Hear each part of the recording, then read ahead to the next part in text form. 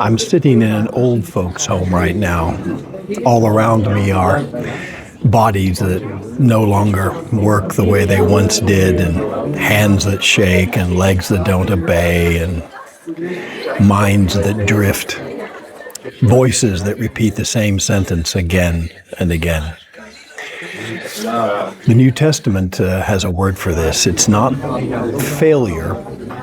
It's not lack of faith. It's infirmity. And when you read the text carefully, something becomes very clear. Christ is not uncomfortable around infirmity. In fact, he moves towards it. The book of Hebrews says that Jesus did not save humanity from a distance. It says he partook of flesh and blood, that he shared in the same fragile, breakable humanity we have. And then it says this, that he is touched with the feeling of our infirmities. That word infirmity doesn't mean sin.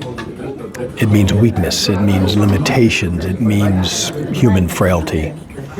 The text does not say Christ merely understands infirmity, it says he is touched by it. That means infirmity reaches him. In Matthew 8, we are told something remarkable. When Jesus healed the sick, the text says he took their infirmities and bore their sickness.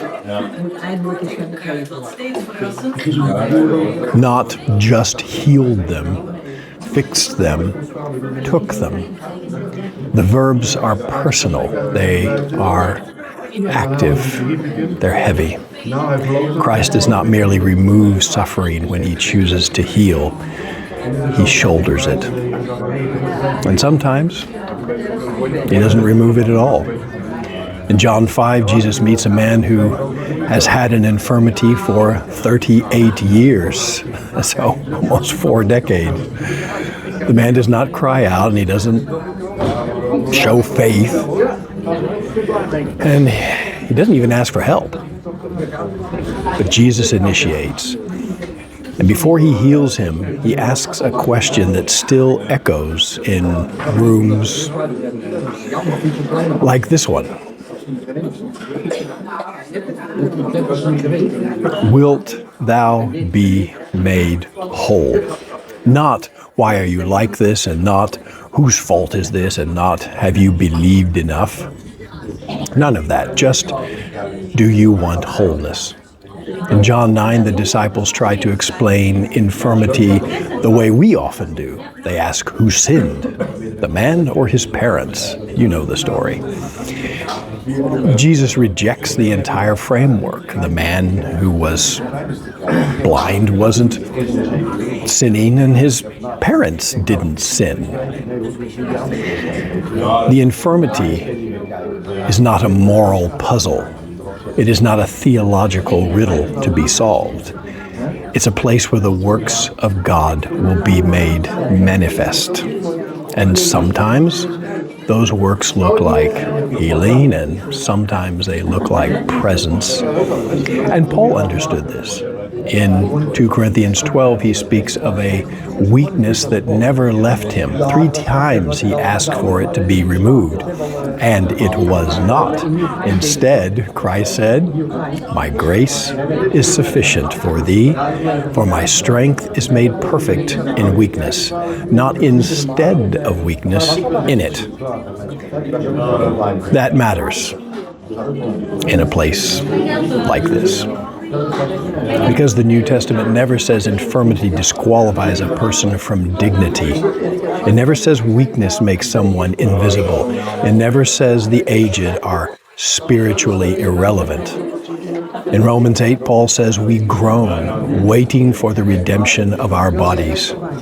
Groaning is allowed.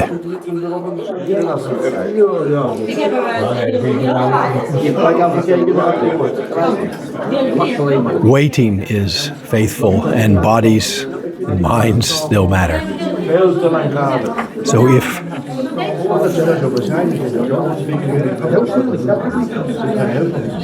You are surrounded by infirmity or living in it. Hear this clearly. Christ entered weakness. Christ feels weakness. Christ touches weakness. Christ carries weakness. And then even when he does not remove it, he does not leave. Infirmity is not evidence of abandonment. It is often the very place where Christ draws nearest. And again, in rooms like this one, quiet, slow, fragile rooms, he is not absent. He is at home. And until next time, God bless.